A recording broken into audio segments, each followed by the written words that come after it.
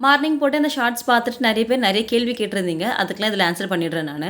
So இன்னைக்கு வந்துட்டு அமாவாசை தானே நீங்க ஹேர் வாஷ் பண்ணியிருக்கீங்க அப்படின்னு கேட்டிருக்கீங்க. இன்னைக்கு அமாவாசை கூட வெள்ளிக்கிழமையும் வந்திருக்கு. ஸோ தாராளமா பண்ணலாம். பேரண்ட்ஸ் இருக்காங்க, மாமியார், மாமனார் இருக்காங்க, கணவர் இருக்காங்க அப்படின்னா நம்ம அமாவாசை வழிபாடு பண்ணக்கூடாதுன்னு சொல்லுவாங்க. பட் என்ன கேட்டா எல்லாருமே பண்ணலான்னு தான் நான் சொல்லுவேன். ஏன்னா நம்மளுடைய பித்ருக்கள் வந்துட்டு யாராவது வீட்ல இறந்திருப்பாங்கல்ல, நம்ம அவங்கள வழிபாடு பண்ணலாம். தர்ப்பணம் மட்டும் தான் குடுக்கக்கூடாது. மற்றபடி நம்ம எல்லாமே செய்யலாங்க. நான் வந்துட்டு அமாவாசையில குலதெய்வம் வழிபாடு பண்ணுவேன். நம்பிக்கை இருந்துச்சுன்னா அமாவாசையில நெறைய பரிகாரங்கள் இருக்கு. அதெல்லாம் நீங்க செய்யலாம். நான் வந்துட்டு சில மேனிஃபெஸ்டேஷன் ஃபாலோ பண்ணுவேன்.